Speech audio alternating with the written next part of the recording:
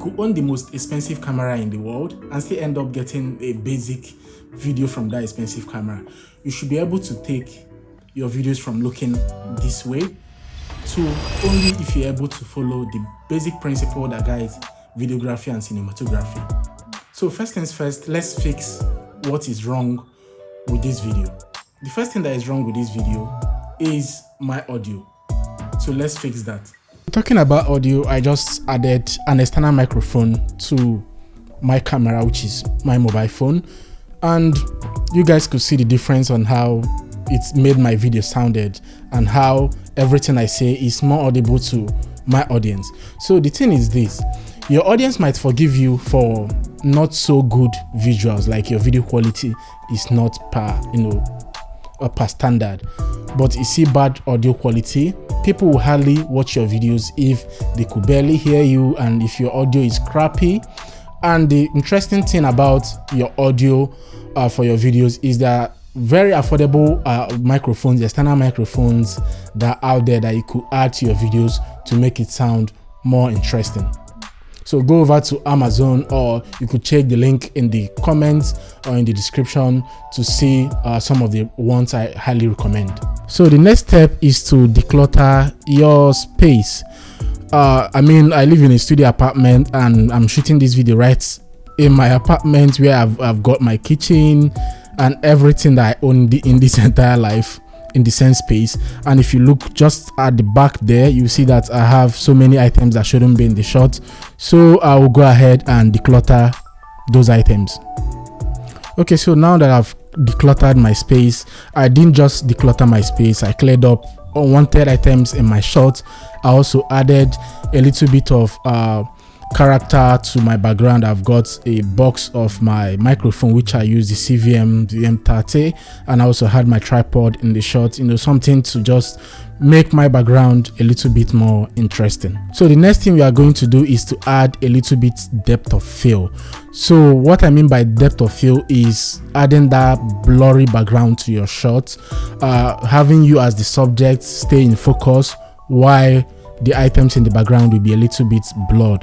And how we can fix it in this shot is, if you look closely, you will see that I'm sitting almost close to my background. As you can see it's just very close, and the depth of field effect wouldn't really take effect in this shot. So how to fix this is you sit very afar from your background. So I've moved few inches away from my background. So the next step on my list is lighting. For my look, I'm going for in this shot. I'm going for that dark look. The dark look because the two practical lights I have at the back there are all yellow in color, and yellow will only pop more at night. And also I the subject to also pop more. And shooting at night kind of gives you control over your lighting situation. So now everywhere is dark, just as I like it. The next step I want to take is to move my external light source. I use a softbox, which I'll leave the link in the description, the name on the screen as well, so you know the light source I'm using and the softbox I'm using. So the softbox is placed directly above me, just in front of me. What I want to do is to move it to angle 45 degrees by the side of my face, just to give my jawline that make it more defined and to create a shadow by my side here.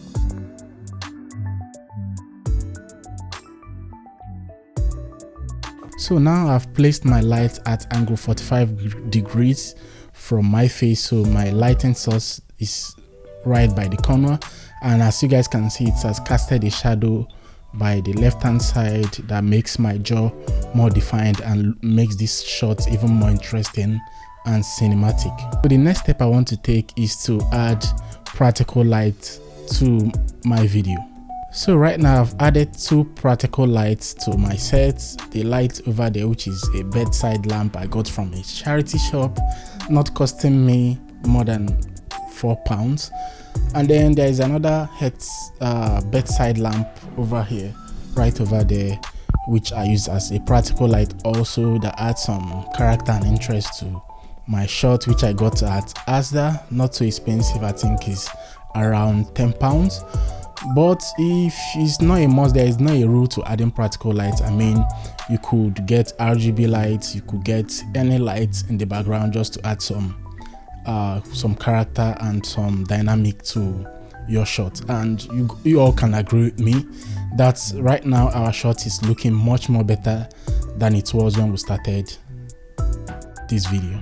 Our video is looking great at this moment, but there is another touch I would like to add.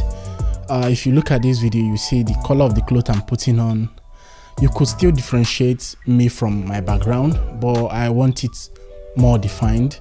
So in order to do that, I've got this high-vis vest, put this on and add more contrast to my shot, and also to separate me, the subject, from my background. The last step is to color grade your video.